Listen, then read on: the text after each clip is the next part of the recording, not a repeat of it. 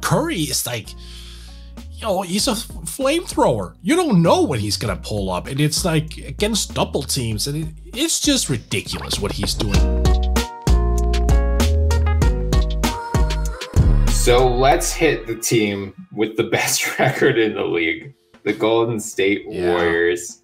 Obviously, Steph Curry broke the NBA's all-time three-point record last night, so congratulations to Steph on an amazing accomplishment. Steph Curry playing at an MVP level, hitting a ton of threes. That is not a surprise.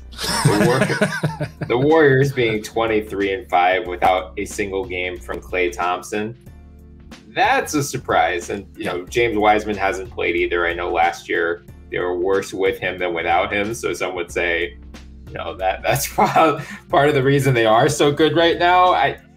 Wiseman is still going to be a factor long term. So I'm not out on this kid yet. But getting off to 23-5 without a single game from either of those guys. It's not just Steph. It's Andrew Wiggins is, for all of the criticism of him back in his Minnesota days, this is the best version of Andrew Wiggins right now. And I've seen, especially some Warriors fans, taking victory laps or how now the Sixers could really use Andrew Wiggins. And it's well, I don't think Andrew Wiggins would be this good in other places. Right. Yeah, we're talking fit here. He found a great fit in Golden State, and you should enjoy it.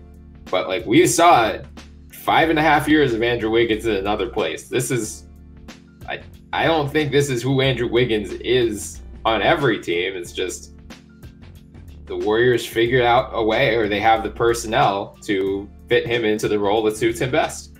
Yeah, fully agree. And Steve Kerr talked about this. He was like, it takes time for people to kind of learn our system and get acclimated to it, because we play a very weird style of basketball. And you know what? It's true. I mean, Stephen Curry's presence in and of itself is weird. The way that he shoots the ball, the way that he targets three-point shot, it is weird. It is not something that you'll find on 29 other teams, including the Portland Trail Blazers, because Dame takes more... I know they both shoot from long range, but Dame does it in a more traditional sense. Curry is he's a flamethrower. You don't know when he's gonna pull up, and it's against double teams, and it's just ridiculous what he's doing. So you have to understand angles. You have to understand how Draymond utilizes the presence of Steph, and I can see why players are oh yeah, this is gonna take a minute to realize how are we gonna make the most of this. And you're right, Wiggins just found the right place. He got to a place where he didn't need to be the number one guy. Hell, he has been forced to be the number two guy over the past 2 years, but he doesn't need to be so moving forward, because Klay is going to return. He is eventually going to ramp himself up into becoming that second guy again. So Wiggins understands that he has to be a utility player to a certain capacity. That means taking wide open shots. That means taking the open driving lane. That means doing these X, Y, and Z stuff, instead of in Minnesota being asked to save us. It's being the savior of the franchise. Do whatever you need to do. Just save us. I don't think he could grasp that, and I don't blame him for that. In Golden State, it's different. Here's your role. Here's what you need to do. Go do it. Okay. Right. But yeah, Steph commands so much defensive attention that leaves things open for his teammates. So, Wiggins is go cut off the ball more, especially because of how active Steph is. When he's on the move, it's going to, not only does it draw his defender, but possibly all five guys have to turn their head and keep eyes on him for a second just to see where he's going and tell their teammates where to go. And it just creates defensive havoc. The motion of Stephen Curry in particular creates havoc that an elite athletic player like Wiggins can then exploit. And the emergence of Jordan Poole, I know the Warriors were talking him up a lot coming into the year, but especially until Klay returns, and hell, even once Klay returns, having him being able and willing to take this volume of shots and knock them down at a pretty high rate, that has also put Wiggins, he isn't the clear number 2 on this team like he was last year when they struggled and, you know, made it in the play-in tournament. Like, now you have Curry still as the alpha and the omega, but you have Wiggins and Poole like sharing co-billing as that second star, and then when Klay comes back, they're going to each take a step back. You know, Draymond has been better than he's been in years on both sides of the ball, frankly. Yeah. And they brought in, you know, the Bjelica and Otto Porter have both been good additions to this team as well. Gary Payton's the second as well. Like, things are just humming on all cylinders for the for the Warriors, and it's honestly for the Lakers too. It's just going great. No, for the, and it's, I mean, it's scary to think. It's just like the Bulls. It's like, holy shit, they have a lot of room to improve.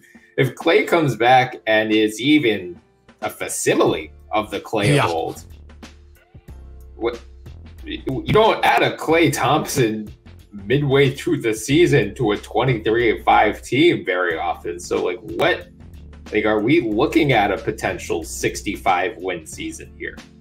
Yeah, I think we are. I mean, they're that good. They've been that effective. Their role players are coming in ready to defend at a high level. Their utility players, such as Kevon Looney, is like doing what he needs to do, but stays within the constraints of what he is. This is the benefit that you get from a team that's mostly veteran. Mm-hmm. They know who they are as basketball players. Like you saw that in Chicago as well. Like they've always been rebuilding. Now they have veterans and who know who they are. This is the same thing with Golden State. Hell, even Jordan Poole is learning who he is now and has reached a higher level of understanding that, oh, this is who I am as a basketball player. I need to be able to take these type of shots. I need to be able to do this, and that. It is important. Like, you have Andre Iguodala, you have Otto Porter coming off the bench. Juan Toscano Anderson was what, 28 or 29, I forget, but like he's mature enough to understand, yeah, this is what I am in the NBA. Mm-hmm. And then you're adding Klay, who is possibly, let me see how I can phrase this, possibly the most seamless integration player of all time. Yeah. Because he just catches the ball and shoots. Offensively, there should be nothing. Like, there should be no hurdle. It's just him coming in.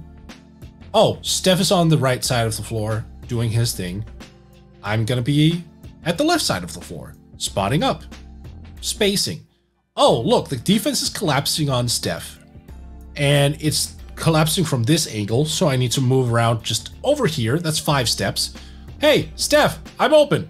Right. He's not going to give you more than, he was never a guy to break guys down off the dribble. He was never that dude. So you're absolutely right. He's going to give them a tremendous boon offensively. Defensively, we still don't know, but I don't even have a problem with whatever he's going to give them, because Otto Porter, Damian Lee, Andre Iguodala, Andrew Wiggins, hell. Yeah, I mean, and Draymond, obviously. Draymond, of course. No, yeah, like, he's a foregone conclusion. Gary Payton Jr., or the second. Yeah. Like, I mean, no, man, this team has been great. I thought they would be much better than last year, but not to this extent. I mean, are you kidding me? I think I said that I wouldn't be surprised if they got number 1 in a preseason podcast, but I didn't expect this. Their over-under preseason was 48.5, so still pretty high. They were plus 450 to win the West, which is, I believe, the second highest. So, you know, people were banking on the return of Klay at some point to bring them back to, you know, pretty good. But like, if we're saying 48.5, like, that was 1 win higher than the Denver Nuggets and the Dallas Mavericks.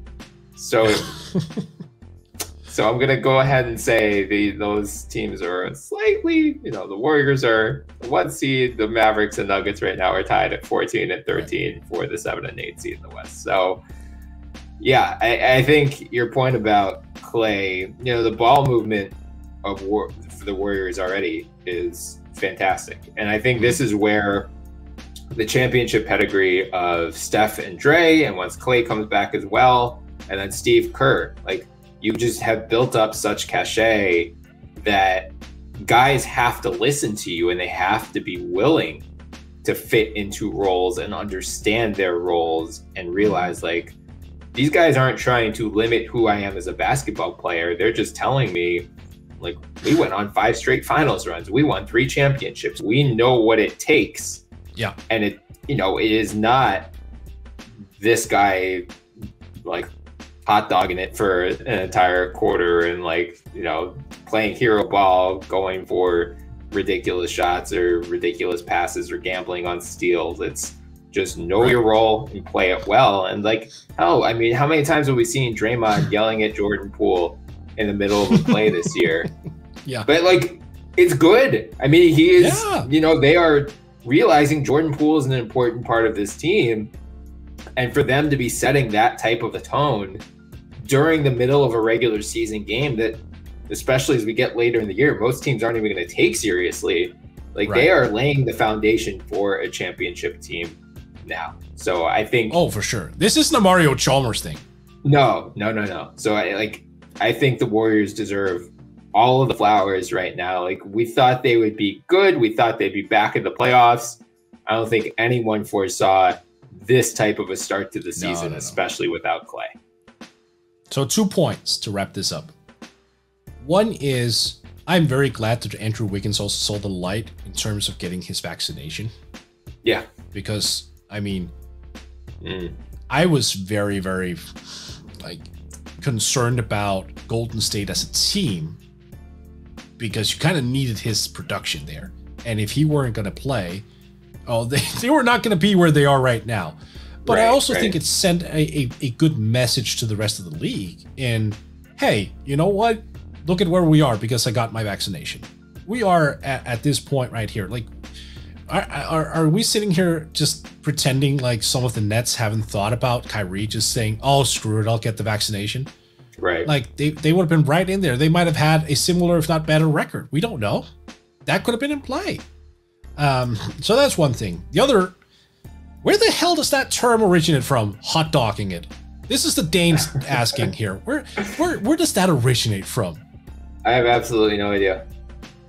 So it means that you're just not doing anything while you're eating a hot dog? No. It's like you're playing like hero ball, basically. Like, you are. Oh, that's hot dogging it. Okay. Yeah. I thought it was being lazy, not doing anything. Oh, no. I'm using it in the context of, like, you are playing far outside of your role. You think you are a lot better than you are. Okay. That means there are at least 25 players in the NBA who are consistently hot dogging it. Okay. That number seems low, but yeah. Yeah, it's probably way more, actually.